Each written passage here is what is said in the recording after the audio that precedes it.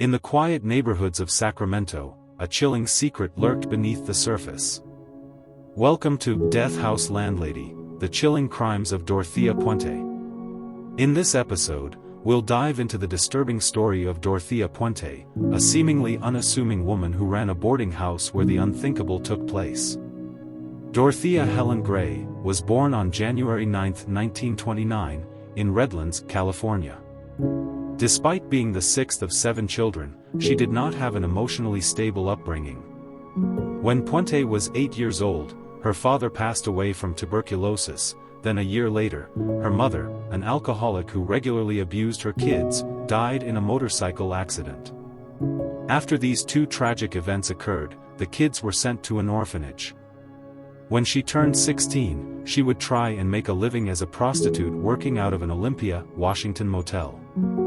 She began dating Fred McFall, a soldier who was 22 years old, as World War II came to an end. The couple got married in Reno a few months later. Puente identified herself as Sheriel A. Rissell, age 30, on their marriage license. By the way she behaved, she could pass for anyone she chose to be. Rissell? I believe she made up that name, McFall claimed in 1988. I'm puzzled as to how she could have come up with this nonsense out of a clear blue sky.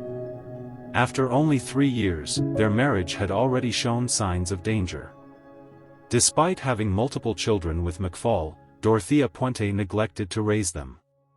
She placed one child for adoption and sent the other to live with family. By 1948, Puente had moved to California and McFall had filed for divorce. The 2 decades that followed saw a whirlwind of marriages, arrests, jail terms, and scams.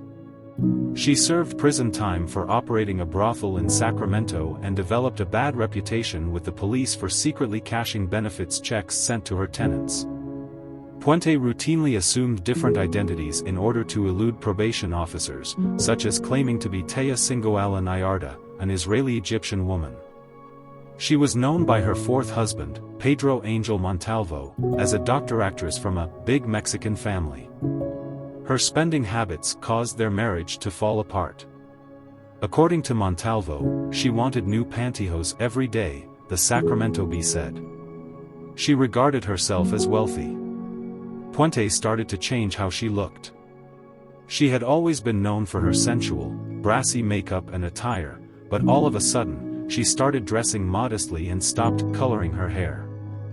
She introduced herself as a devout Christian who enjoyed opening the doors of her gorgeous home on F Street to members of the Sacramento community. She took in those who were homeless, alcoholics, and had mental health problems. She hosted AA meetings, and local social workers were familiar with her as a trustworthy host for their clients. However, Puente had started along a path that would eventually lead to murder. After being discovered signing her own name on tenants' benefit checks, she lost her first boarding home. She was a personal caregiver in the 1980s who poisoned her clients and took their possessions. Puente was imprisoned for her thefts by 1982. 3 years later, she was freed despite a state psychologist's assessment that she was psychotic, lacked remorse or regret, and needed to be closely monitored. Puente instead started her second boarding house. I used to be a very good person at one time.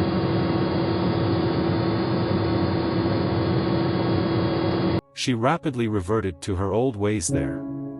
Puente took in those considered to be shadow people, those who were barely housed and had no close family or friends.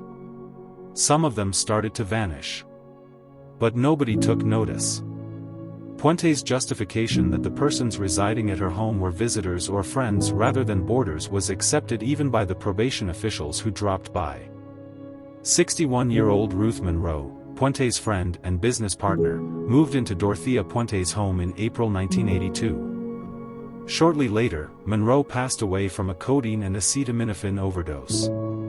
Investigators spoke with Puente, who claimed that Monroe was depressed and had probably overdosed on purpose. The death was deemed to be a suicide. In less than a month, police were called again to the boarding house after a 74-year-old retiree resident claimed Puente had drugged him. He said she had stolen from him while under the influence. Puente received a 5-year prison sentence after receiving many years probation in 1978 for cashing numerous benefit checks from her tenants. Puente, who was bored in prison, discovered a pen pal in Oregon resident Everson Gilmouth, 77. After serving 3 years, she was released in 1985, and Gilmouth drove to California to pick her up. He anticipated that they would wed soon after. However, Gilmouth fell off the map in November 1985. Puente hired a handyman to assist her with some minor home improvements, including building a 6-by-3-foot box with a lid. She claimed she needed it to dispose of some garbage. She instructed the worker to load the large box into the back of his pickup truck when he came back the next day so they could dispose of it along the side of the road. They traveled along Garden Highway into Sutter County, where Puente decided to leave the box in a location beside the Sacramento River. On January 1, 1986, a fisherman spotted what appeared to be a floating coffin in the water. He wisely chose against opening the box and dialed 911 instead. Inside the coffin was a dead man. Gilmouth's remains wouldn't be identified for another 3 years, but his family continued to receive letters from his new lover Puente on his behalf. Suspicions about Puente didn't start to surface until 1988, when 52-year-old Alvaro Montoya, one of her tenants, vanished.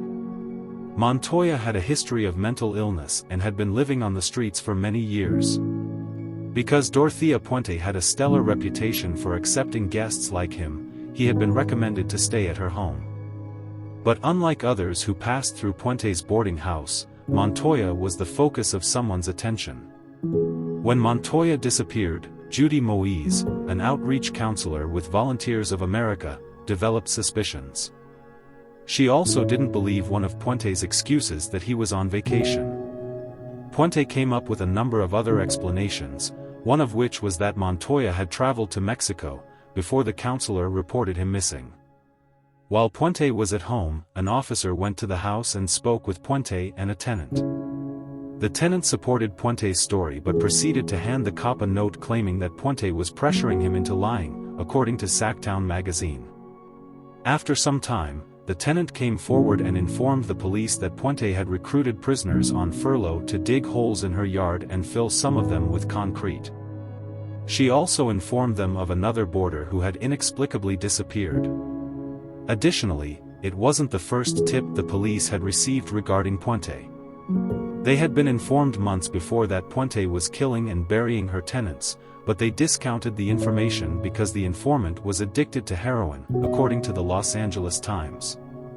On November 11, 1988, police went back to investigate the house and look around the backyard. According to Sacktown magazine, as they began digging, they discovered a human leg bone and a decomposing foot.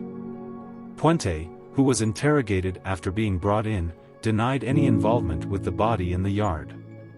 She was ultimately released, but the next day detectives gathered at the house to continue investigating the backyard. Insisting that her anxieties were getting the best of her, Puente then requested permission from the police to see her nephew for tea at a nearby hotel. They agreed to let her go. They came across a second body shortly after. However, it was too late for them to detain Puente. She had disappeared, according to Murders at the Boarding House. 7 bodies in total were discovered, many of which were covered in sheets or tarps. A peach tree's developing roots had coiled around one body because it had been there for such a long time. Leona Carpenter, 78, Montoya, 51, Dorothy Miller, 64, Benjamin Fink, 55, James Gallup, 62, Vera Faye Martin, 64, and Betty Palmer, 78, were named as the victims. Distressed neighbors informed the media that they had been griping about the smell coming from the manicured property for months. According to one neighbor who told the San Francisco Examiner said, "We couldn't stand it, it was undoubtedly something dead. It had a sweet, sickly smell." Puente said it was only fertilizer when questioned. A taxi driver who frequently picked Puente up so she could run errands said she claimed she had a cursed room in her home where people died all the time of bleeding ulcers.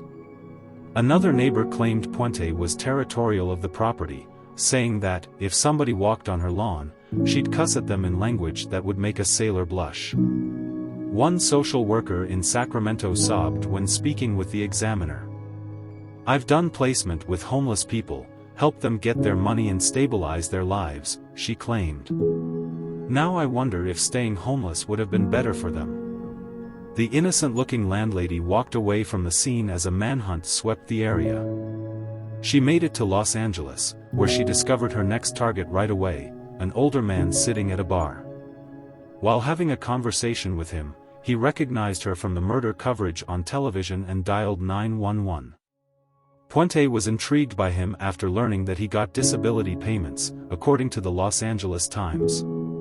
"She was just pure evil," Mildred Ballinger, a social worker, told Sacktown magazine. "I don't know that she ever did anything good without a bad motive." Puente was picked up in LA, and Sacramento TV station KCRA came down in a private jet to cover the story.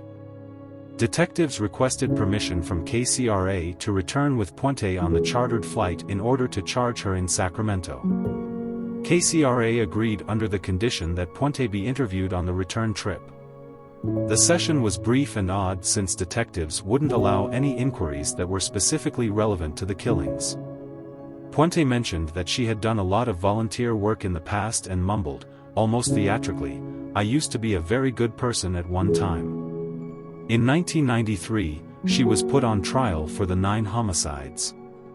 She denied ever murdering anyone. She was accused mostly on the basis of circumstantial evidence, including her criminal record and, of course, the bodies found at her residence.